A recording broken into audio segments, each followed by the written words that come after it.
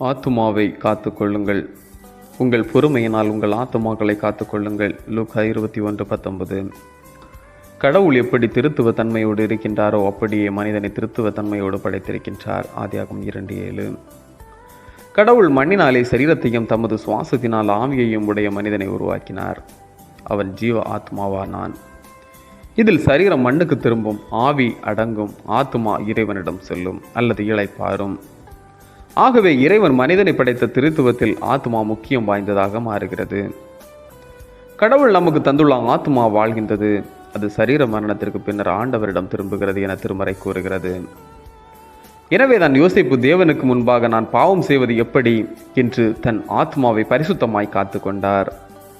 எந்த மனிதர் கைகளில் சுத்தமுள்ளவனாயும் இருதயத்தில் மாசில்லாதவனாயும் கபடாய் ஆணையிடாதவனாயும் இருக்கின்றானோ அவரது ஆத்மா வாழும், அவர் சந்ததி பூமியை சுதந்திரித்துக் கொள்ளும். சங்கீதம் 24:4.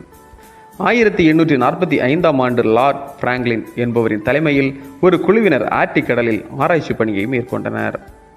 அந்த குழுவினர் தாங்கள் சென்ற 2 கப்பலில் பல்வேறு பொருட்களை நிரப்பினார்கள். அதில் அநேக பொருட்கள் அவர்களுக்கு தேவைப்படாதவை. கடல் பனியினால் உறைந்து போகவே கப்பல் மேலும் செல்ல முடியாமல் மாட்டிக்கொண்டது. சில நாட்கள் கழித்து ஆராய்ச்சி தலைமை தாங்கி நடத்திய லார்ட் பிராங்க்லின் மரித்து போனார்.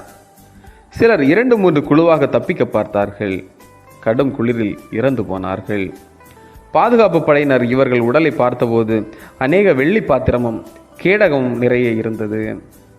தேவையில்லாத இந்த பொருட்கள் இல்லாமல் வந்திருந்தால் கரை வந்து சேர்ந்திருக்க முடியும்.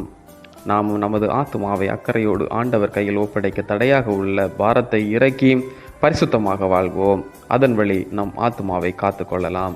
ஜெபம். பரிசுத்தமுள்ள ஆண்டவரே, நாங்கள் எங்கள் ஆத்மாவை காத்து மாசற்றவர்களாய் வாழச் செய்யும். ஆமீன். இந்த நாள் உங்களுக்கு இனிய நாளாக மலரட்டும்.